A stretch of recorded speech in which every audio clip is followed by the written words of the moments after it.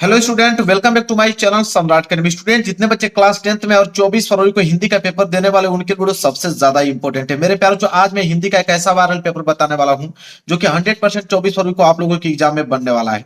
Code आप याद कर सकते हो, 801 डीके कोड है और 100% इस कोड का पेपर आपके एग्जाम में आने वाला है मेरे प्यार। जो पहला पेपर है और कोई आप लोगों को हजारों यूट्यूब चैनल वाले बता रहे हैं 801 डीके, लेकिन इसका सोल्यूशन कोई आपको बता नहीं रहा है। सिर्फ पेपर दिखा रहे हैं लेकिन पेपर का सोल्यूशन कोई आपको बता नहीं रहा है। लेकिन मैं पूरा का पूरा सोल्यूशन बता रहा हूं मेरे प्यारों। और 70 में बिल्कुल आप लोगों का पक्का है। और 95% लाकर दिखा दीजिए कि इस बार का टॉपर आप ही हो मेरे प्यार। जो एडमिट कार्ड लेकर जाना है, सही सही अनुक्रमांक और नाम यहाँ पे डाल लीजिएगा।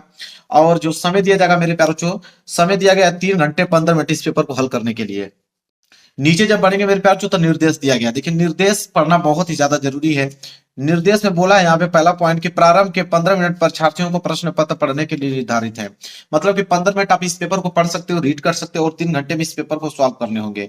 वही अगर हम बात करें दूसरे निर्देश को लेकर, तो बोला कि प्रश्न पत्र 2 खंडों में, खंड अ तथा खंड ब में विभाजित है। मतलब यह पेपर 2 खंडों में बना हुआ है, एक तो खंड अ, दूसरा खंड ब। इसके बाद अगर हम बात करें तीसरे पॉइंट को लेकर, बोला है प्रश्न पत्र के खंड अ में बहुविकल्पीय प्रश्न है जिसमें सही विकल्प का चयन करके ओएमआर शीट पर नीले अथवा काले बॉल पॉइंट पेन से सही विकल्प वाले गोले को पूर्ण रूप से काला करें। कहने का मतलब खंड में बहुविकल्पीय प्रश्न रहेंगे। कितने बहुविकल्पीय प्रश्न? 20 बहुविकल्पीय प्रश्न रहेंगे। उनका उत्तर आपको ओएमआर शीट पे देना होगा। आप नीले पेन का या काले पेन का यूज कर सकते हो उसको रंगने के लिए। पेन आपका बॉल पॉइंट पेन होना चाहिए, जेल वाली पेन नहीं होना चाहिए। क्लियर है? आगे बढ़ेंगे चौथा पॉइंट की ओर। बोला खंड अ में बहुविकल्पीय प्रश्न हेतु प्रत्येक प्रश्न के लिए 1 अंक निर्धारित है। कहने का मतलब है कि खंड अ में जो 20 ऑब्जेक्टिव क्वेश्चन पूछा जाएगा उसमें बोला है कि एक प्रश्न जो है 1 नंबर के लिए पूछा जाएगा। ओवरऑल अगर हम बात करें तो 20 बहुविकल्पीय प्रश्न 20 नंबर के लिए पूछा जाएगा। क्लियर है? चलिए आगे देखिए। अगला है कि प्रश्न पत्र के खंड अ के प्रश्न हेतु 1 घंटा तथा खंड ब के प्रश्नों को हल करने हेतु 2 घंटे का समय निर्धारित है। कहने का मतलब मेरे प्यारों जो यह है सिंपल कि खंड अ में जो 20 बहुविकल्पीय प्रश्न देगा उसको हल करने के लिए जो आपके पास समय दिया जाएगा 1 घंटे के लिए दिया जाएगा। मेरे प्यारे बच्चों, यकीन मानिए कि 5 मिनट के अंदर में सारे के सारे ऑब्जेक्टिव क्वेश्चन कर डालोगे। बाकी जितना भी समय आपके पास बचेगा पूरा का पूरा खंड ब में लगा दीजिएगा हल करने के लिए। क्लियर है?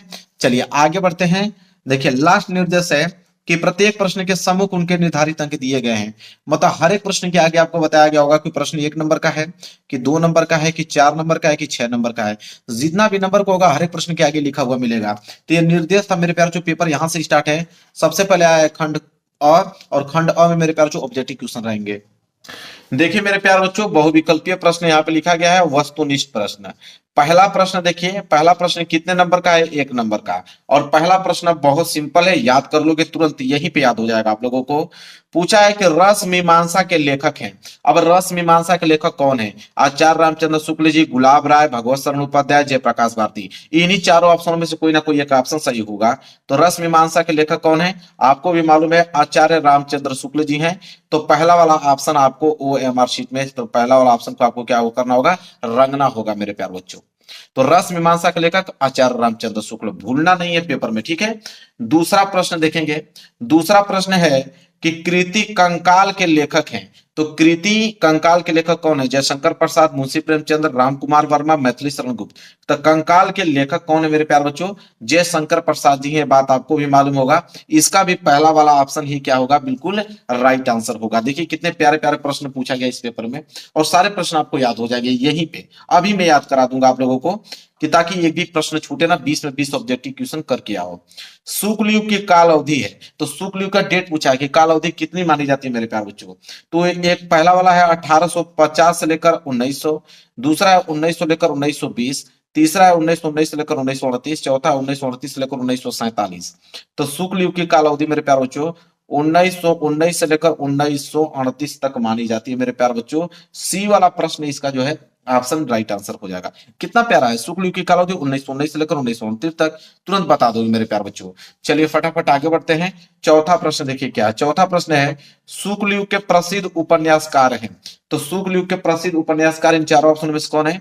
तो भगवती चरण वर्मा जी। मैं डायरेक्ट आंसर बताऊंगा ताकि समय आप लोगों का बिल्कुल यहाँ पे खर्च ना हो, कम समय में पूरा का पूरा सलूशन बता दूंगा। तो शुक्ल युग के प्रसिद्ध उपन्यासकार भगवती चरण वर्मा जी हैं। सी वाला इसका राइट आंसर होगा। वही बात करते हैं प्रश्न नंबर 5वां को लेकर। तो प्रश्न नंबर 5वां है कि चिंतामणि के रचयिता हैं। मेरे प्यार बच्चों, चिंतामणि के रचयिता इन चारों ऑप्शन में से कौन है? सिंपल जवाब दोगे आचार्य रामचंद्र शुक्ल, क्योंकि चिंतामणि के रचयिता आचार्य रामचंद्र शुक्ल जी ही हैं। बहुत इंपॉर्टेंट है मेरे प्यार बच्चों, सारे क्वेश्चंस आपको याद होने चाहिए।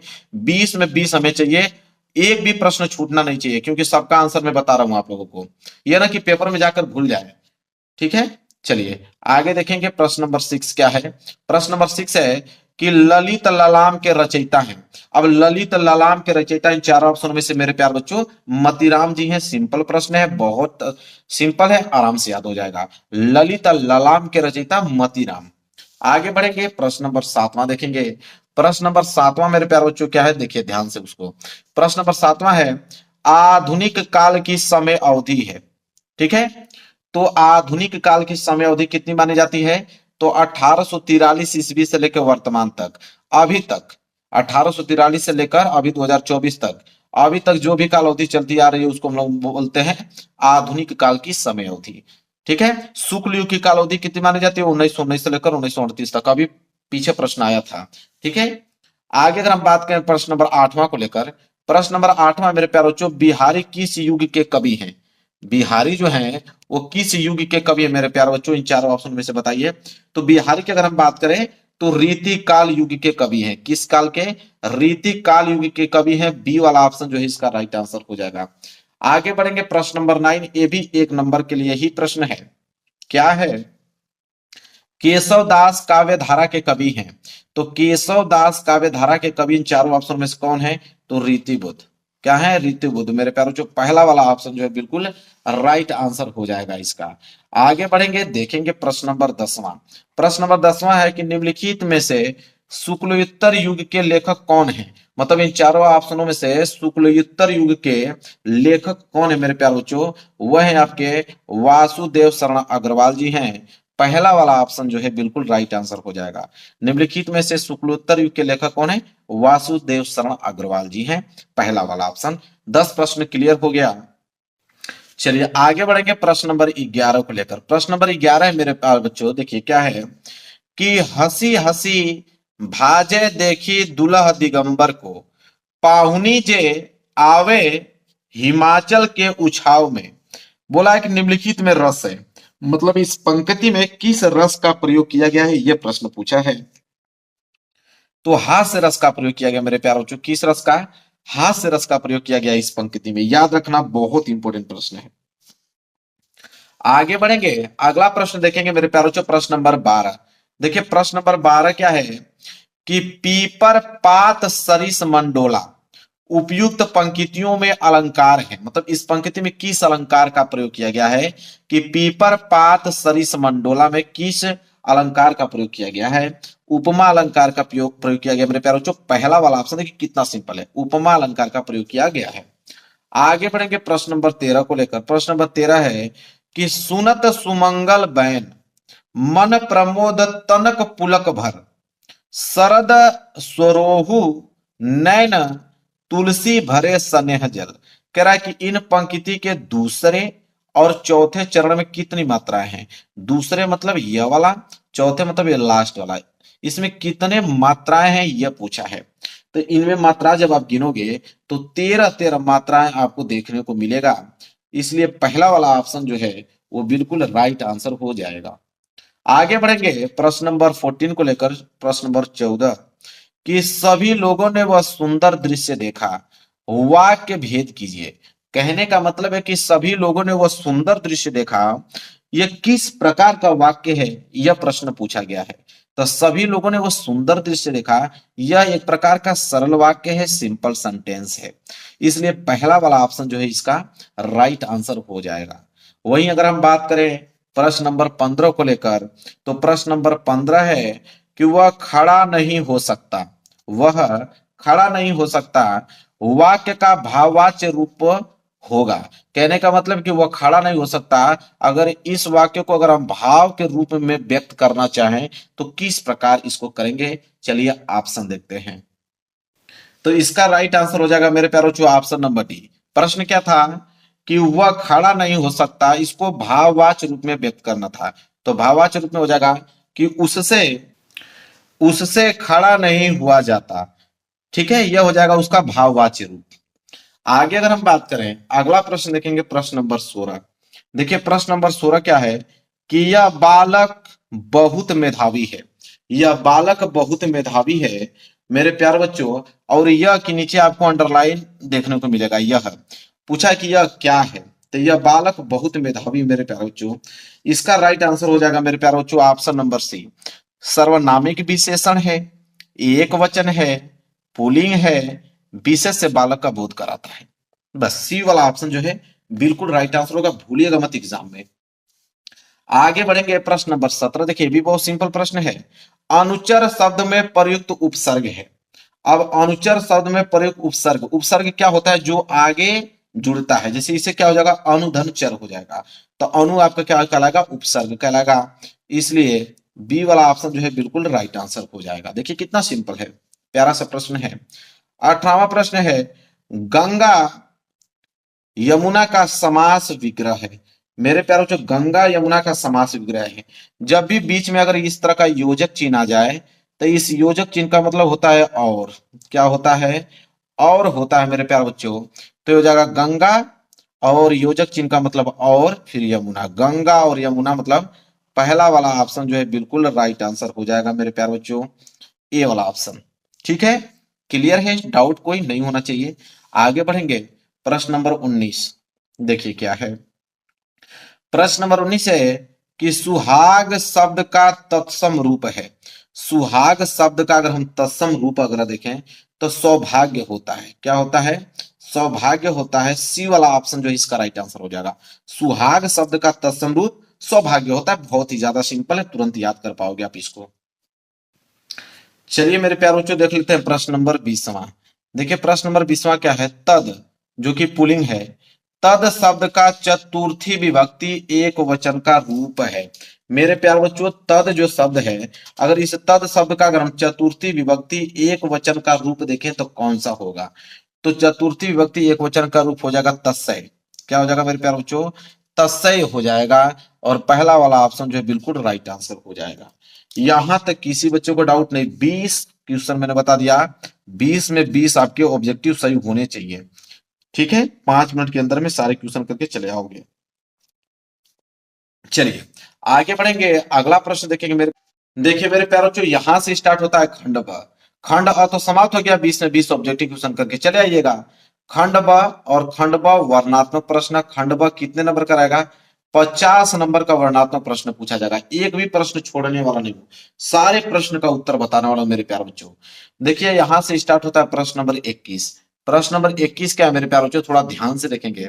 प्रश्न नंबर 21 है कि निम्नलिखित गद्यांश पर आधारित 3 प्रश्नों के उत्तर दीजिए।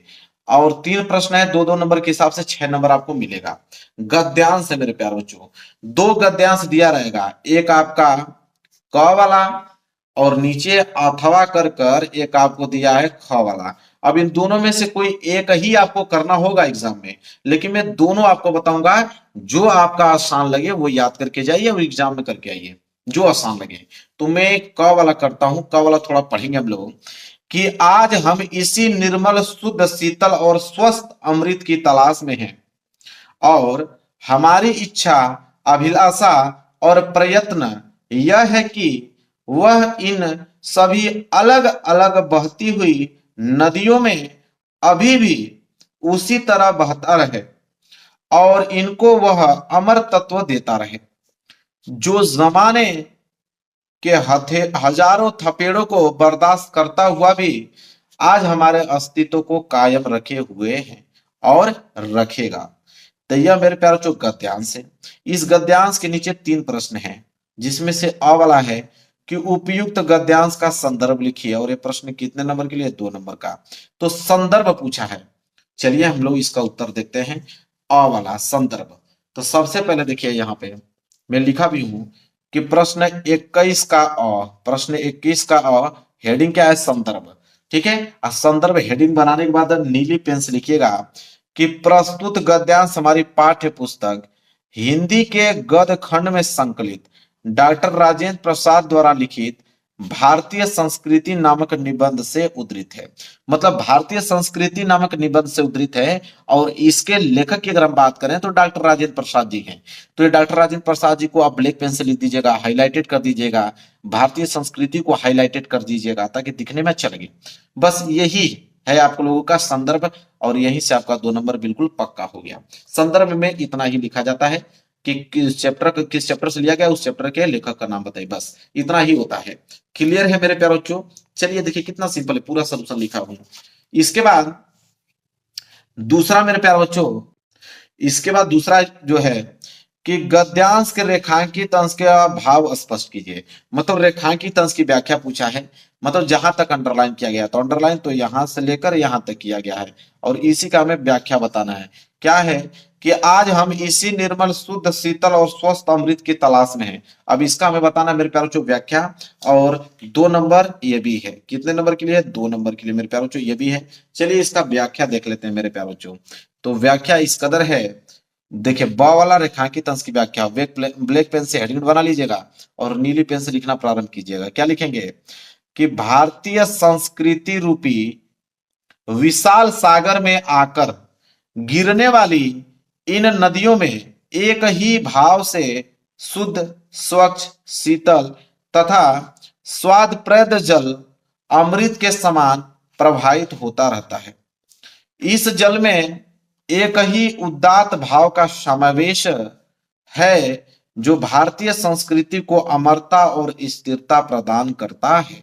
बस यही व्याख्या है मेरे प्यारे बच्चों। बस उतनी लाइन का इतना व्याख्या लिख दोगे, 2 नंबर कोई काट नहीं सकता है। 2 नंबर फिक्स है आपके। इसके बाद एक नीचे प्रश्न और दिया रहता है, ये भी 2 नंबर का ही होता है कि लेखक के अनुसार हमारा अस्तित्व किस कारण आज भी कायम है। यह भी प्रश्न 2 नंबर का है। 6 नंबर पक्का हो गया। तो लेखक के अनुसार हमारा अस्तित्व किस कारण से आज भी कायम है, इसको भी हम देखेंगे। तो बस एक लाइन का उत्तर लिखना है सवाल कि लेखक के अनुसार हमारे अस्तित्व जल के कारण आज भी कायम है। आपको मालूम है कि जल ही जीवन है, जल के बिना हम जीवित कभी रह नहीं सकते हैं। इसलिए लेखक के अनुसार हमारे अस्तित्व जल के कारण ही आज भी कायम है। तो तीनों प्रश्नों को उत्तर बता दिया। 6 नंबर आपको क्लियर है। हाँ भाई, अगर ये प्रश्न नहीं करना चाहते हो तो अथवा करके एक ऑप्शन और आपको मिलेगा। वो ऑप्शन यह है, ख वाला कर लो। ख वाला क्या है मेरे प्यार बच्चों? देखिए क्या है कि पहले पहाड़ काटकर उसे खोखला कर दिया गया, फिर उसमें सुंदर भवन बना लिए गए, जहां खंभों पर उभरी मूर्तें विहस उठी, भीतर की समुची दीवारें और छतें रगड़कर चिकनी कर ली गईं, और तब उनकी जमीन पर चित्रों की एक दुनिया ही बसा दी गई। पहले पलस्तर लगाकर आचार्यों ने उन पर लहराती रेखाओं में चित्रों की काया सिरज दी, फिर उनके चेले कलावंतों ने उनमें रंग भरकर प्राण फूंक दिए। फिर तो दीवारें उमग उठी, पहाड़ पुलकित हो उठे। यह है मेरे प्यारे बच्चों गद्यांश।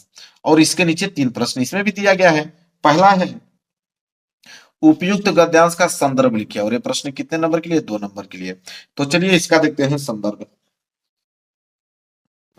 तो देखिए मैंने अथवा करके लिखा हुआ है यहाँ पे अ वाला संदर्भ, उसका संदर्भ नोट कीजिए। तो प्रस्तुत गद अवतरण हमारी पाठ्य पुस्तक हिंदी के गदखंड में संकलित भारतीय पुरातत्व के महान विद्वान कौन श्री भगवत सन उपाध्याय द्वारा लिखित अजंता शीर्षक निबंध से उद्धृत है।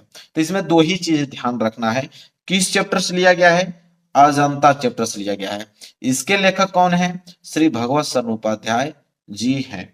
बस यह 2 चीज ही इसमें मेन होता है संदर्भ में। बस 2 नंबर आपको दे दिया जाएगा। इसके बाद मेरे प्यारे बच्चों ब वाला है रेखांकित अंश की व्याख्या कीजिए। और ये भी प्रश्न कितने नंबर के लिए है? तो ये भी प्रश्न 2 नंबर के लिए है। रेखांकित अंश की व्याख्या करना है, कोई बात नहीं। चलिए मैं दिखा देता हूं कहां तक अंडरलाइन था मेरे प्यारे बच्चों। यहां तक, यहां से लेकर और यहां तक मैं पढ़ के सुनाता हूं कि भीतर की समुचे दीवारें और छतें रगड़कर चिकनी कर ली गई, और तब उनकी जमीन पर चित्रों की एक दुनिया ही बसा दी गई। अब इसका हमें क्या करना है मेरे प्यारे बच्चों? व्याख्या करना है। चलिए देखिए व्याख्या किस प्रकार करेंगे मेरे प्यारे बच्चों। देखिए यहाँ पे ब वाला है, ये आपकी हेडिंग है, रेखांकित अंश की व्याख्या, ये हेडिंग बना लीजिएगा मेरे प्यारे बच्चों, ये हेडिंग है। फिर नीली पेन से लिखना प्रारंभ कीजिएगा कि प्रस्तुत गद्यांश में लेखक का कहना है कि गुफा की भीतरी दीवारों और छतों को विधिवत रगड़ रगड़ कर चिकना बना लिया गया। तत्पश्चात मतलब उसके बाद उस चिकनी पृष्ठभूमि पर चित्रकारों के द्वारा अनेकानेक चित्र बना दिए गए, जिनको देखकर ऐसा लगता है मानो चित्रों की एक नई दुनिया निर्मित कर दी गई हो। हो गया मेरे प्यारे बच्चों, किसी बच्चों को डाउट नहीं होना चाहिए। एक प्रश्न और दिया गया मेरे प्यारे बच्चों, 100 वाला, इसको भी पढ़ते हैं क्योंकि ये भी प्रश्न 2 नंबर के लिए है। पहाड़ों को जीवंत कैसे बनाया गया, गद्यांश के आधार पर स्पष्ट कीजिए, भी प्रश्न 2 नंबर का ही है, तभी तो 6 नंबर होगा। तो पहाड़ों को जीवंत कैसे बनाया गया, गद्यांश के आधार पर स्पष्ट करना है। 2 लाइन का आंसर है, लिखिए 2 नंबर ले जाइए। क्या है देखिए 100 वाला, पहाड़ों को काटकर भवन का रूप दिया गया, दीवारों छतों और खंभों को चिकना कर उन पर सजीव चित्र निर्मित किए गए, चित्रों में रंग भरा गया, इस प्रकार पहाड़ों को जीवंत बना दिया गया। बस हो गया मेरे प्यारे बच्चों, 2 नंबर यहां से भी क्या हो गए, क्लियर हो गए। तो दोनों मैंने बता दिया, क और ख, गद्यांश 2 था ना, क और ख, तो दोनों में से जो इच्छा करे, जो आसान लगे वो याद करके जाइए, एग्जाम में करके आइए उसको। अब मेरे प्यारे बच्चों आगे बढ़ेंगे। अब प्रश्न नंबर 22, तो 21 में तो गद्यांश था, 22 में अब पद्यांश दे दिया। देखिए 22वां प्रश्न क्या है, दिए गए पद्यांश पर आधारित 3 प्रश्न के उत्तर दीजिए, और वो भी सेम उतना ही 6 नंबर का ही है। इसमें भी 3 प्रश्न रहेंगे, 2-2 नंबर के हिसाब से 6 नंबर दिया जाएगा। ठीक है, देखिए ध्यान से, अब पद्यांश है, अब ये पद्यांश आ गया, इसमें भी आपको क वाला है अथवा करके ख वाला दिया है, दोनों में से कोई एक ही करना, लेकिन आप एक ही करोगे। तो क वाला हम लोग देख लेते हैं यहाँ पे मेरे प्यारे बच्चों, क्योंकि सोल्यूशन में सबका बताऊंगा, जो आसान लगेगा वो करके एग्जाम में आप आइएगा। देखिए क वाला क्या है कि निर्गुण कौन देश को वासी, मधुकर कही समुझाई सौदेह, बुझती साँच न हासी, को है जननी कौन है जननी, कौन नारी को दासी, कैसे बरन भेष है कैसो, किही रस में अभिलाषी, पावेगो पुनि कियो आपनो, जौरे करेगो गासी, सुनत मौन है रगो बावरो, सुर सबे मति नाशी। ठीक है, अब यह गद पद्यांश है, वेरी वेरी मोस्ट इंपोर्टेंट, यही करके आना है। इस पद्यांश के नीचे प्रश्न है, प्रस्तुत पद्यांश का ससंदर्भ हिंदी में व्याख्या कीजिए तथा काव्य संदर्भ भी स्पष्ट कीजिए। तो काव्य संदर्भ स्पष्ट करने के लिए नहीं देगा आपको, प्रस्तुत पद्यांश की ससंदर्भ हिंदी में व्याख्या कीजिए। मतलब ससंदर्भ मतलब क्या होता है कि संदर्भ भी लिखिए, प्रसंग भी लिखिए और व्याख्या भी कीजिए। तो यह 4 नंबर के लिए प्रश्न पहला वाला बन गया। और दूसरा है कि गोपियां भ्रमर की अनुयुक्ति से उद्धव से क्या पूछती हैं, प्रश्न 2 नंबर के लिए है। तो चलिए मेरे प्यारे बच्चों, पर इसका संदर्भ देखेंगे, प्रसंग देखेंगे, फिर हिंदी व्याख्या देखेंगे, तीनों चीज इसका देखने वाले हैं मेरे प्यारे बच्चों। चलिए देखते हैं, यही आपका पद्यांश है। तो इसका आंसर हम लोग लिखेंगे, देखिए 22वां मैं लिख के लेकर आया हूं। 22वां का पहला, सबसे पहले आप हेडिंग डालोगे संदर्भ। संदर्भ हेडिंग बनाने के बाद लिखोगे इसमें कि यह पद जो है श्री सूरदास द्वारा रचित सुरसागर नामक ग्रंथ से हमारी पाठ्य पुस्तक हिंदी के काव्य खंड में संकलित पद शीर्षक से अवतरित है। 2 ही बात ध्यान रखना है, किस चैप्टर से लिया गया है, ठीक है, और इसके लेखक कौन है। तो इसके लेखक तो सूरदास जी हैं, और सुरसागर नामक ग्रंथ से हमारी पाठ्य पुस्तक हिंदी के काव्य खंड में संकलित किस शीर्षक से, तो यह याद रखना है आप लोगों को, पद शीर्षक से है, पद शीर्षक से यह उद्धृत है। बस इतना लिखना है आप लोगों को, 2 नंबर आपको मिल गया। लेकिन नहीं, इसी के साथ साथ प्रसंग भी इसमें लिखना पड़ता है। प्रसंग क्या होता है, तब प्रसंग यह होता है कि पूरे के पूरे पद्यांश में किन चीजों के बारे में बात किया गया है उसे हम प्रसंग बोलते हैं। तो प्रसंग हेडिंग बना के लिखेगा कि इस पद में सूरदास ने गोपियों के माध्यम से निर्गुण ब्रह्मा की उपासना का खंडन तथा सगुण कृष्ण की भक्ति का मंडन किया है। ठीक है, यह है प्रसंग। अब इस काम करने वाले हैं मेरे प्यारे बच्चों व्याख्या। तो व्याख्या करने से पहले एक बार मैं फिर से दिखा देना चाहूंगा, यही है मेरे प्यारे बच्चों, नोट कर लेना, इसी का हम लोग करने वाले हैं व्याख्या। ठीक है, तो देखिए व्याख्या किस कदर करेंगे, तो व्याख्या लिखेंगे कि गोपियां जो हैं भ्रमर की अनुयुक्ति से उद्धव को संबोधित करती हुई पूछती हैं कि हे उद्धव, तुम यह बताओ, तुम्हारा वह निर्गुण ब्रह्मा किस देश का रहने वाला है? हम तुमको शपथ दिलाकर सच सच पूछ रही हैं, कोई हंसी मजाक नहीं कर रही हैं। तुम यह बताओ कि उस निर्गुण का पिता कौन है, उसकी माता का नाम क्या है, उसकी पत्नी दासियां कौन कौन हैं, उस निर्गुण ब्रह्मा का रंग कैसा है, उसकी वेशभूषा कैसी है और उसकी किस रस में रुचि है। गोपियां उद्धव को चेतावनी देते हुए कहती हैं कि हमें सभी बातों को ठीक ठीक उत्तर देना। यदि सही बात बताने में जरा भी छल कपट करोगे तो अपने किए का फल अवश्य क्या करोगे, पाओगे। सूरदास जी कहते हैं कि गोपियों के ऐसे प्रश्नों को सुनकर ज्ञानी उद्धव ठगे से रह गए और उनका सारा ज्ञान जो है वह गर्व अनपढ़ गोपियों के सामने क्या हो गया, नष्ट हो गया। तो इतना डिटेल में मैंने लिखा है मेरे प्यारे बच्चों इसका व्याख्या। ठीक है, तो व्याख्या भी इसका क्या हो गया, कंप्लीट। तो 4 नंबर यहां से कंप्लीट हो गए और 2 नंबर पाने के लिए एक प्रश्न का उत्तर देना होगा आपको कि गोपियां भ्रमर की अनुयुक्ति से उद्धव से क्या पूछती हैं। 2 नंबर इस पे दिया जाएगा। तो चलिए देखते हैं इसका आंसर मेरे प्यारे बच्चों। तो इसका आंसर होगा तीसरा। देखिए तीसरा कह रहा हूं, दूसरा। इसका आंसर होगा कि गोपियां भ्रमर की अनुयुक्ति से उद्धव से यह पूछती हैं कि तुम यह बताओ कि तुम्हारा वह निर्गुण ब्रह्मा किस देश का निवासी है और उस निर्गुण के पिता कौन है, उसकी माता का नाम क्या है, उसकी भार्या और दासियां कौन कौन हैं, उसका रंग कैसा है, उसकी वेशभूषा कैसी है और उसकी किस रस में क्या है, रुचि है। मेरे प्यारे बच्चों तो 2 नंबर वहां से दे दिया गया। क्लियर है, कोई डाउट नहीं होना चाहिए।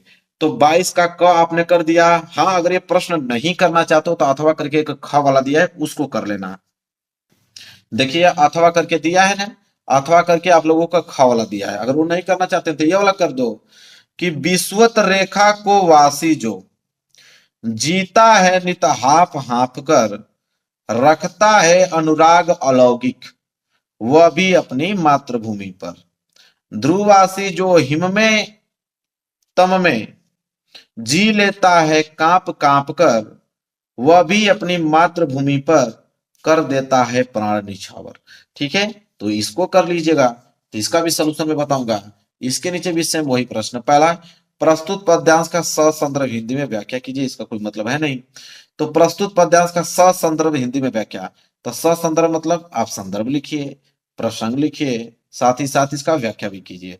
तो चलिए इसको देखते हैं मेरे प्यारे बच्चों। इसको लिखिए यहाँ पे। पहला हम लोग इसका संदर्भ देखने वाले हैं। तो नोट कीजिए, संदर्भ हेडिंग डाल लीजिए मेरे प्यारे बच्चों। संदर्भ में लिखिएगा कि यह पद्यांश हमारी पाठ्य पुस्तक हिंदी के काव्य खंड में संकलित राम नरेश त्रिपाठी द्वारा रचित स्वदेश प्रेम शीर्षक कविता से अवतरित है और यह कविता त्रिपाठी जी के काव्य संग्रह स्वप्न से लिया गया है। अब 2 ही बात इसमें ध्यान देना है कि इसके रचयिता कौन है, तो राम नरेश त्रिपाठी जी। ठीक है, स्वदेश प्रेम शीर्षक कविता से अवतरित है। ठीक है, और यह कविता त्रिपाठी जी के जो काव्य संग्रह किससे लिया गया है, स्वप्न से लिया गया है। तो ये सारी नॉलेजमेंट आपके पास होना चाहिए। और फिर अगली हेडिंग रहेगी प्रसंग। प्रसंग तो अभी बताया हूं कि पूरे के पूरे पद्यांश में किन के बारे में जिक्र किया गया है उसे बोलते हैं प्रसंग। तो प्रसंग में हम लोग लिखेंगे मेरे प्यारे बच्चों कि कवि ने इन पंक्तियों में बताया है, क्या बताया है, कि प्रत्येक मनुष्य को अपनी मातृभूमि से प्रेम होता है, वह उसे छोड़कर कहीं जाना पसंद नहीं करता है। यही पूरे के पूरे व्याख्या में, मतलब पूरे के पूरे पद्यांश में बात किया गया है। चलिए अब हम व्याख्या देखने वाले हैं। व्याख्या देखने से पहले एक बार फिर मैं दिखा देता हूं कि हम लोग इसी का व्याख्या करने वाले हैं। ठीक है मेरे प्यारे बच्चों, एक बार बढ़िया से देख लो। अब इसका व्याख्या नोट करो यहां से। देखिए मेरे प्यारे बच्चों, इसका व्याख्या आप हेडिंग बनाओगे। हेडिंग बनाने के बाद लिखोगे कि जो मनुष्य भूमध्य रेखा का निवासी है, जहां असहनीय गर्मी पड़ती है, वहां वह गर्मी के कारण हाफ हाफ कर अपना जीवन व्यतीत करता है। फिर भी उस स्थान से लगाव के कारण वहां भी भीषण गर्मी को छोड़कर वह शीतल प्रदेश में नहीं जाता। मेरे प्यारे बच्चों, कहने का मतलब यह है कि अगर आप ही अपने देश से प्रेम करते हो, अपने गांव से प्रेम करते हो, तो आपके गांव में भले ही कितना बरसात गर्मी आए, अपने घर के छोड़ के कहीं दूसरे देश तो शिफ्ट होगे नहीं, बिल्कुल नहीं होगे। वही गर्मी बिताओगे, वही बरसात बिताओगे, वही आंधी तूफान जो आएगा उसका सामना वही आप करोगे। तो वही लेखक कह रहे हैं, ठीक है, कि फिर भी उस स्थान से लगाव के कारण वहां भी भीषण गर्मी को छोड़कर वह शीतल प्रदेश में नहीं जाता। वह कष्ट उठाता हुआ अपनी मातृभूमि पर असाधारण प्रेम और अपार श्रद्धा रखता है। मतलब अपनी भूमि से इतना प्यार करता है कि वो कहीं नहीं जा सकता है। जो मनुष्य ध्रुव प्रदेश का रहने वाला है, जहां सदा बर्फ जमी रहने के कारण भयंकर सर्दी पड़ती है, वहां वह भयंकर ठंड से कांप कांप कर अपना जीवन निर्वाह कर लेता है, किंतु ठंड से घबराकर गर्म प्रदेशों में जाकर जीवन नहीं बिताता। बिल्कुल वही बात, जितना भी ठंडी पड़ जाए वो वहीं सहेगा, ठीक है, जितना भी गर्मी पड़ जाए वहीं रहेगा, ठीक है। उसे भी अपनी मातृभूमि से बहुत ही क्या होता है, प्रेम होता है, इसलिए वो छोड़ के जाना नहीं चाहता है, और उसकी रक्षा के लिए वह भी अपने प्राण निछावर कर देता है। यह है मेरे प्यारों जो व्याख्या, इतना इंपॉर्टेंट, इतना अच्छा व्याख्या इसका है। यहां से आपके 4 नंबर पूरे के पूरे क्लियर हो गए। एक प्रश्न और बचा है कि उपयुक्त पद्यांश में कवि ने क्या स्पष्ट किया है। तो कवि ने क्या स्पष्ट किया है ये भी बताना पड़ेगा, क्योंकि ये भी 2 नंबर का क्वेश्चन है। यहां से तो आपको 4 नंबर दे दिए जाएंगे, 2 नंबर इसमें भी तो मिलना चाहिए। तो चलिए इस प्रश्न को भी देख लेते हैं। तो दूसरा वाला, उपयुक्त पद्यांश में कवि ने स्पष्ट किया है कि मानव मात्र को मातृभूमि से स्वाभाविक क्या होता है, प्रेम होता है। तो 2 नंबर यहां से भी क्लियर हो गए। चलिए अब अगला प्रश्न से मुलाकात होगी, प्रश्न नंबर 23। अब मेरे प्यार बच्चों, प्रश्न नंबर 23 जो है, अब ये संस्कृत का गद्यांश आ गया कि दिए गए संस्कृत गद्यांश में से किसी एक का संदर्भ सहित हिंदी में अनुवाद कीजिए। और ये प्रश्न कितने नंबर के लिए मेरे प्यार बच्चों, 5 नंबर के लिए है, ठीक है। 2 नंबर तो संदर्भ पे मिलने वाला है और 3 नंबर इसका हिंदी के अनुवाद करोगे तो मिलेगा। तो क वाला मेरे प्यारे बच्चों यही वाला प्रश्न कर रहे हैं, आप देख पा लीजिए, ठीक है, स्क्रीनशॉट वगैरह ले सकते हो। इसी का हम लोग संदर्भ सहित हिंदी में अनुवाद करने वाले हैं। अगर ये नहीं आएगा तो अथवा करके एक ऑप्शन तो और दिया है, पहले इसको तो देख लें।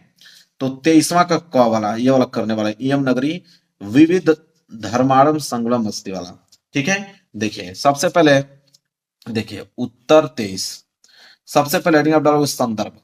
संदर्भ में लिखोगे कि प्रस्तुत गद्यांश हमारी पाठ्य पुस्तक हिंदी के संस्कृत खंड के वाराणसी पाठ से उद्धृत है।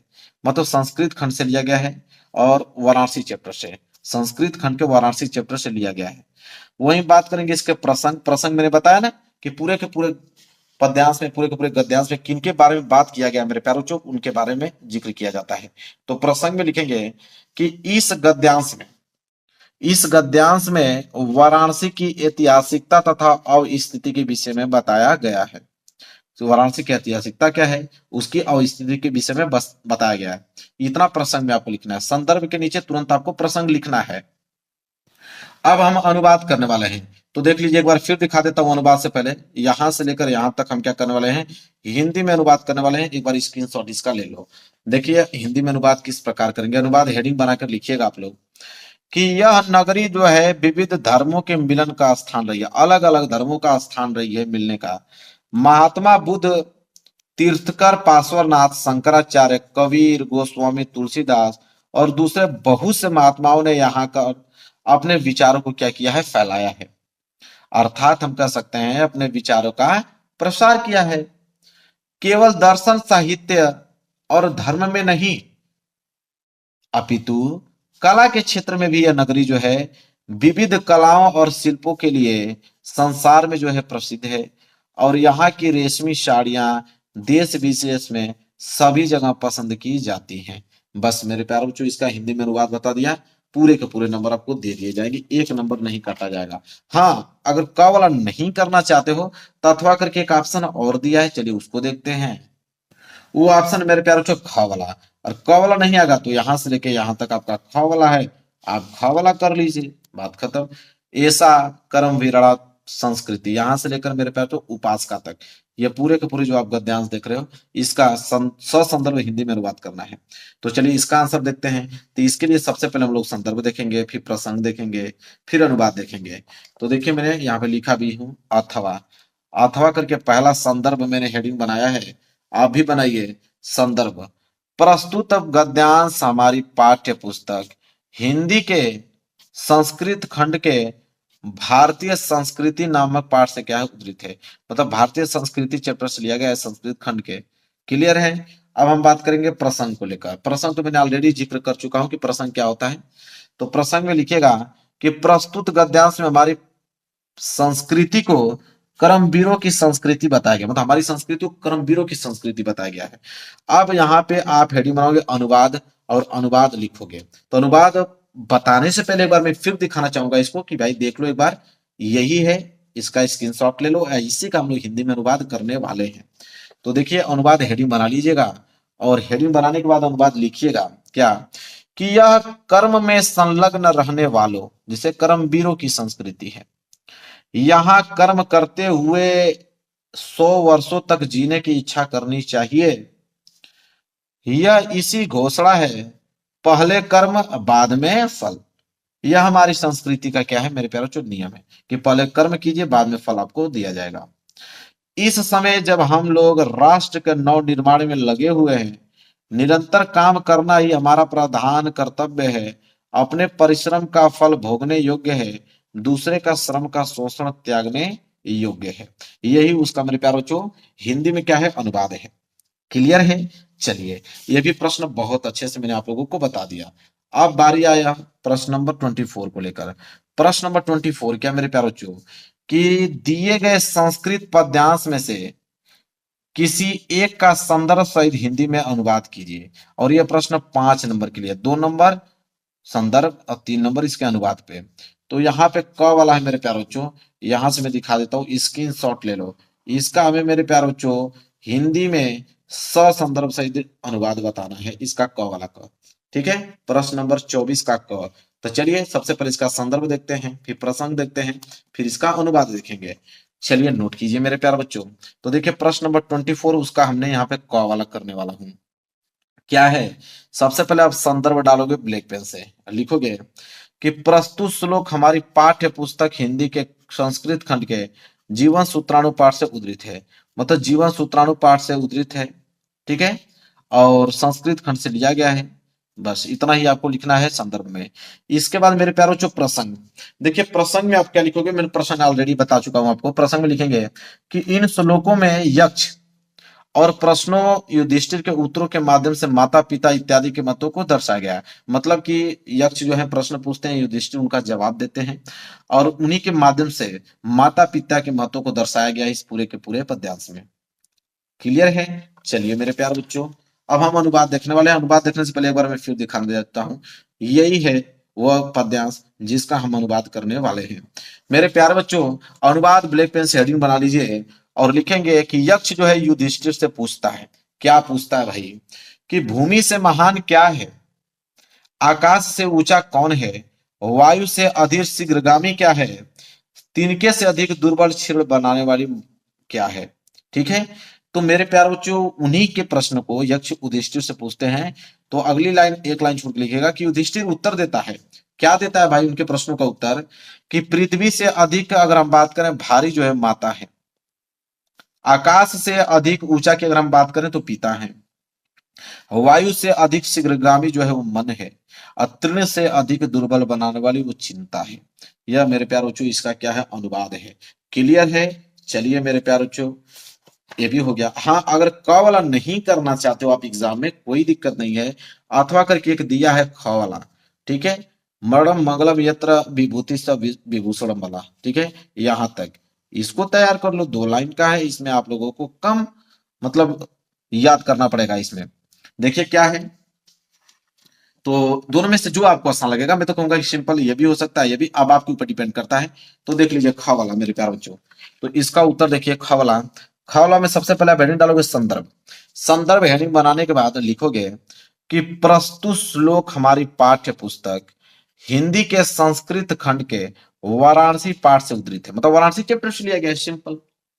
प्रसंग की अगर हम बात करें, प्रसंग लिखिएगा कि इन श्लोकों में वाराणसी की पूरे ख्याति का वर्णन किया गया, मतलब पूरे के पूरे वाराणसी का वर्णन किया गया है। अनुवाद, अनुवाद बताने से पहले एक बार फिर दिखाना चाहूंगा कि यही है मेरे प्यारे बच्चों, इसी का हम लोग अनुवाद करने वाले हैं। तो अनुवाद हेडिंग बनाकर लिखिएगा कि जहां पर मरना कल्याणकारी समझा जाता है, जहां शरीर पर भस्म धारण करना आभूषण है, जहां कौपीन मतलब लंगोटी ही रेशमी वस्त्र है, वह काशी किसके द्वारा मापी जा सकती है? अर्थात उसकी समता किससे की जा सकती है? तात्पर्य यह है कि किसी से भी नहीं। बस यह मेरे प्यारे बच्चों इसका अनुवाद है। मेरे प्यारे बच्चों कर दिया मैंने, यह भी क्लियर हो गया। अगला प्रश्न देखिए, अगला प्रश्न मेरे प्यारे बच्चों प्रश्न नंबर 25। प्रश्न नंबर 25 क्या है कि अपने पठित खंड काव्य के आधार पर निम्नलिखित प्रश्नों में से किसी एक प्रश्न का उत्तर दीजिए और 3 नंबर के लिए है। तो खंड काव्य है मेरे प्यारे बच्चों, क्या है? खंड काव्य। तो खंड काव्य मेरे प्यारे बच्चों कोई सा भी कर सकते हो? नहीं, ये नहीं कि आपका कोई भी आ रहा है तो कोई भी कर दो, नहीं। ये आता है जिला वाइज, आपके अपने जिला का नाम मालूम होगा, जो आपके जिला में पूछा जाता है वही खंड काव्य करना है। ये आपको क्वेश्चन बैंक में मिल जाएगा। क्वेश्चन बैंक में देखोगे ना तो अलग अलग खंड काव्य के नीचे कोष्टक में आपको जिला का नाम दिया रहेगा, उस जिले के नाम में अपना मिला लेना कि आपके जिले में कौन सा खंड काव्य पूछा जाता है, तो वही एग्जाम में करना है। अन्यथा नंबर जो है आपका एक भी नहीं मिलने वाला है, सारे के सारे नंबर कट जाएंगे, क्योंकि एग्जामिनर जिला wise code wise paper check करता है, तो उसको मालूम होता है कि आप इस जिले से हो तो आपको कौन सा खंड काव्य किया आपने। ठीक है, तो बहुत खंड काव्य है, जैसे कवला देखो मुक्ति दूत खंड काव्य। ठीक है, इसके बाद अगर हम बात करें तो ज्योति जवाहर खंड काव्य है। उसके बाद बात करें तो मेवाड़ मुकुट खंड काव्य है, देख सकते हो आप। इसके बाद अग्र पूजा खंड काव्य है। इसके बाद आपका देखो जय सुभाष खंड काव्य है, बहुत सारे हैं, मैं सबका नाम पढ़ के सुना देता हूँ। मातृभूमि खंड काव्य है। इसके बाद कर्ण खंड काव्य है। इसके बाद यहाँ पे देखिए करमवीर भरत खंड काव्य है। इसके बाद मेरे प्यारे बच्चों तुमुल खंड काव्य है। तो इतने सारे हैं, लेकिन अपने जो आपके जिला में पूछा जाता है वही आपको करना। नहीं मालूम है तो इसी वीडियो के डिस्क्रिप्शन, इसी वीडियो में कमेंट आप कर दो, और इसी वीडियो में कमेंट कर देना अपने जिले का नाम, मैं उसका रिप्लाई दे दूंगा कि आप अगर इस जिले से हो तो कौन सा खंड काव्य आपको करने हैं। क्लियर है, सब कुछ सुविधा मिल रहा है आपको। प्रश्न नंबर 26, प्रश्न नंबर 26 है कि दिए गए लेखकों में से किसी एक का जीवन परिचय देते हुए उनकी एक प्रमुख रचना का उल्लेख कीजिए, और यह प्रश्न 5 नंबर का है। 3 नंबर जीवन परिचय पे और 2 नंबर आपको दिया जाता है मेरे प्यारों जो रचना पे, इसलिए रचना बहुत ही ज्यादा इंपॉर्टेंट है। तो यहाँ पे 3 दिया है, आचार्य रामचंद्र शुक्ल का जीवन परिचय, दूसरा है डॉक्टर राजेंद्र प्रसाद, तीसरा है आपके जयशंकर प्रसाद। अब इन्हीं तीनों लोगों में से किसी मेरे प्यारे बच्चों एक का जीवन परिचय आपको लिखना है और 5 नंबर ले जाना है। रचना बहुत जरूरी है, रचना पे 2 नंबर मिलता है। तो ऐसा कोई व्यक्ति नहीं होगा, ऐसा कोई लड़का नहीं होगा जो बोर्ड एग्जाम की तैयारी कर रहा हो उसको जीवन परिचय ना याद हो। तो जीवन परिचय तो अपने हिसाब से कर लीजिएगा। हालांकि मैं एक जीवन परिचय आपको बता भी, चलिए बता देता हूँ इसका लेखक का, कवि का बता देता हूँ, कवि का बता देता हूँ जीवन परिचय लिखा कैसे जाता है। तो चलिए ख वाला देख लीजिए, ये तो कर ही लोगे अपने से। ख वाला है, दिए गए कवियों में से किसी एक का जीवन परिचय देते हुए उनकी एक प्रमुख रचना का उल्लेख कीजिए। 5 नंबर है, सेम प्रोसेस है। 3 नंबर जीवन परिचय पे, 2 नंबर उसके रचना पे मिलने वाला है। तो यहाँ पे भी 3 है, गोस्वामी तुलसीदास जी, इसके बाद सुमित्रानंद पंत जी हैं, तीसरा है महाकवि सूरदास। इन्हीं तीनों लोगों में से किसी एक का जीवन परिचय देते हुए उनकी रचना का भी उल्लेख करना है। टोटल 5 नंबर आपको दिया जाएगा। चलिए मैं बता देता हूँ जीवन परिचय लिखने का तरीका क्या है। ये देखिए मेरे प्यारे बच्चों, सबसे पहले आप प्रश्न उत्तर संख्या 26 का ख डालिए। यही था ना, देखिए ध्यान से, यह है प्रश्न 26 और उसका ख है। तो सबसे पहले प्रश्न उत्तर संख्या 26 का ख आपने डाला, उसमें भी सबसे पहले आप तुलसीदास का करने वाले हो। तुलसीदास दिया है, सुमित्रानंद पंत, महाकवि सूरदास, सूरदास जी का करने वाले हैं। यहाँ पे मैंने सूरदास जी का लिखा हूं। तो सूरदास जी इसमें क्या है, तीसरा है ना, तो यहाँ पे तीसरा आपको लिखना पड़ेगा। हालांकि इसमें पहला मैं लिखा हूं बताने के लिए, लेकिन आपको तीसरा लिखना पड़ेगा। तो तीसरा सूरदास, फिर लिखिएगा जीवन परिचय। तो पहला पेज पे तो आप महत्वपूर्ण बिंदु लिखिएगा, ब्लैक पेन से हेडिंग डालीजिएगा महत्वपूर्ण बिंदु, ये बहुत जरूरी है। इसके बाद जीवन परिचय लिखना स्टार्ट कीजिएगा। महत्वपूर्ण बिंदु में लिखिएगा नाम, नाम है सूरदास जी। जन्म की अगर हम बात करें सन 1478 ईस्वी में। जन्म स्थान की बात करें रूमकता में जन्म हुआ था। पिता का नाम रामदास जी। गुरु का नाम वल्लभाचार्य जी। रचनाएं सूर सरावली, सूर सागर, साहित्य लहरी। भाषा ब्रज भाषा का प्रयोग किया गया है। शैली पद शैली का प्रयोग किया गया है। मृत्यु सन 1583 ईस्वी में। एग्जामिनर इसी को देख के नंबर दे देगा मेरे प्यारे बच्चों, ठीक है। फिर आप अगला पेज में कैसे लिखोगे उसको देखिए। जब इतना आप संक्षिप्त परिचय लिख दोगे मेरे प्यारे बच्चों महत्वपूर्ण बिंदु में, इसके बाद हेडिंग बनाओगे जीवन परिचय, मेन हेडिंग। इसके बाद लिखना प्रारंभ करोगे कि सूरदास का जन्म जो है आगरा, कहां पे मेरे प्यारे बच्चों, आगरा से मथुरा जाने वाली सड़क पर रूनकता नामक ग्राम में सन 1478 ईस्वी में हुआ था। अब रूनकता 1478 को हाईलाइटेड कर देना है। विद्वानों में इनके जन्मांत मतलब जन्म से अंधे होने के संबंध में मतभेद हैं बहुत सारे वैज्ञानिकों में। कुछ लोगों का विचार यह है कि सूर्य के काव्य में जैसा सजीव एवं स्वाभाविक चित्रण मिलता है वैसा किसी जन्माद्य से कभी भी कदापि संभव नहीं हो सकता है। मतलब वो अपनी पंक्ति में ऐसे ऐसे व्याख्या किए हैं कि कोई अंधा व्यक्ति वैसा कर ही नहीं सकता, इसलिए लोगों को विश्वास नहीं होता है। फिर है कि जन्म श्रुति के आधार पर वे इन्हें बाद में अंधा हुआ मानते हैं, कि वो जो जब कर लिए होंगे उसके बाद वो अंधा हुए होंगे बाद में। सूरदास सारस्वत ब्राह्मण परिवार में पैदा हुए थे, ठीक है। 18 वर्षों तक निकटवर्ती ग्राम में रहकर संगीत का अध्ययन किए। सत्संग के प्रभाव से उन्हें धर्मशास्त्रों का ज्ञान हो गया। बचपन से ही विरक्त हो यह गौ घाट पर रहने लगे थे। वल्लभाचार्य को इन्होंने एक स्वरिच पद सुनाया, जिस पर प्रसन्न होकर उन्होंने इनसे कृष्ण लीला को छंदबद्ध करने का सुझाव दिया। ये वल्लभाचार्य के शिष्य बन गए और वहीं गोवर्धन पर्वत पर बने श्रीनाथ जी के मंदिर में कीर्तन करने लगे। इनकी मृत्यु पारसौली ग्राम में 1583 ईस्वी के पास हुई थी। और नीचे रचना आपको दो लिख लेना है, सूर सागर, सूर सरावली, साहित्य लहरी। दो ही लिखोगे तो काम बन जाएगा, 2 नंबर दे दिया जाएगा आपको। तो यह है प्रॉपर जीवन परिचय, आपको तो याद ही होगा, बस लिखने का तरीका बता दूं कि इस स्टेप से लिखा जाता है, ताकि एक भी नंबर को एग्जामिनर आपको काट नहीं पाएगा जीवन परिचय में। क्लियर है मेरे प्यारे बच्चों? चलिए मैं इसको साइड करता हूं, आगे दिखाता हूं। चलिए मेरे प्यारे बच्चों, समझ में आ गया जीवन परिचय। आगे बढ़ेंगे। प्रश्न नंबर 27 देखिए क्या है। प्रश्न नंबर 27 मेरे प्यारे बच्चों यह है कि अपने पाठ्य पुस्तक में से कंठस्थ कोई एक श्लोक लिखिए जो इस प्रश्न पत्र में न आया हो। मतलब एक श्लोक लिखना है जो इस पेपर में न आया हो, क्योंकि इस पेपर में भी मेरे प्यारे बच्चों 2 दिया है, ठीक है। संस्कृत का जो पद्यांश होता है ना, उसी को श्लोक बोला जाता है। तो वो श्लोक नहीं लिखना है, कोई दूसरा लिखोगे तब जाके 2 नंबर दिया जाएगा, ठीक है। इसलिए बोला है कि जो इस प्रश्न पत्र में न आया हो। तो मैं 2 बता देता हूं मेरे प्यारे बच्चों, 2 में से कोई एक याद कर लेना। प्रश्न नंबर 27 देखिए, 2 बता देता हूं। पहला वाला है, नोट कीजिए, क्या है कि बंधन बंधन मरणम वापी जयो वापी पराजय उभयत्र समो वीरः वीर भाव ही वीरता। 2 लाइन का है, तुरंत याद हो गया होगा, 2 नंबर यहां से क्लियर है। और दूसरा मेरे प्यारों से एक और याद कर लो, 2 कम से कम याद कर लेना। सर्वे भवन्तु सुखिनम सर्वे सन्तु निराम्या सर्वे भद्राणु पश्यन्तु मां कश्चित् दुख भाग भवेत। ठीक है, ये भी 2 लाइन का है, तुरंत याद हो गया होगा, 2 नंबर यहां से कंफर्म है। तो 2 कम से कम 2 याद कर लेना मेरे प्यारे बच्चों, ये आपसे रिक्वेस्ट करता हूं। आगे बढ़ेंगे। और प्रश्न नंबर मेरे प्यारे बच्चों 27 तो कंप्लीट हो गया। आगे देख लेते हैं, एक भी प्रश्न छूटेगा नहीं मेरे प्यारे बच्चों, गारंटी है। 70 में 70 का क्या हो गया। प्रश्न 28 देख लो क्या है। निम्नलिखित में से किन्हीं 2 प्रश्नों के उत्तर संस्कृत में दीजिए। 2 प्रश्नों के उत्तर मेरे प्यारे बच्चों किसमें देना है, संस्कृत में देना है। तो यहाँ पे 4 प्रश्न हैं, 4, 3 इधर है, 1 पीछे है, मैं दिखा देता हूं। 4 प्रश्नों में से किन्हीं 2 ही प्रश्नों का उत्तर देना है, 1-1 नंबर के हिसाब से 2 नंबर उसको मिल जाएगा। तो पहला है, वाराणसी नगरी कुत्र स्थिता अस्ति। तो वाराणसी नगरी कुत्र स्थिता अस्ति, इसका आंसर क्या होगा मेरे प्यारे बच्चों, मैं चारों को बता देता हूं।